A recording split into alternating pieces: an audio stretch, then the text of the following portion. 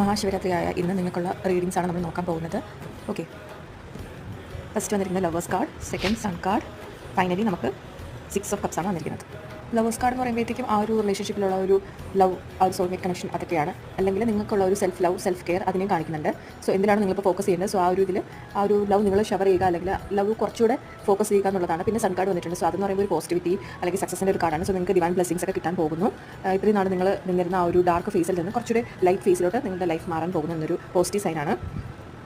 Finally നമുക്ക് 6 of cups വന്നിട്ടുണ്ട്. So അത് നിങ്ങൾക്ക് നിങ്ങൾ പാസ്റ്റിൽ ഉണ്ടായിരുന്ന ആൾക്കാരുമായിട്ട് ഒരു റീകണക്ഷന് നിങ്ങൾക്ക് ചാൻസ് ഉണ്ട് എന്നൊരു മെസ്സേജാണ്. സോ നിങ്ങൾ ഓവർകം ചെയ്യേണ്ട ചാലഞ്ചസ്, അനാവശ്യമായിട്ടുള്ള ചിന്തകൾ, ഡൗട്ട്സ്, കൺഫ്യൂഷൻസ്, ഇമോഷണൽ പെയിൻ ഒക്കെ ക്യാരി ചെയ്യുന്നുണ്ടെങ്കിൽ അതൊക്കെ റിമൂവ് ചെയ്ത് കളയുക. നിങ്ങൾക്ക് ശരിക്കും എന്താണോ വേണ്ടത് അത് നിങ്ങൾ മനസ്സിലാക്കുക. നിങ്ങൾക്കുള്ളിൽ ആ ഒരു സന്തോഷം, ആ ഒരു ഹാപ്പിനെസ് എല്ലാം ലൈഫിലുള്ള ഓരോ മൊമെൻറ്റ്സും നിങ്ങൾ എൻജോയ് ചെയ്യുക എന്നുള്ളതാണ്.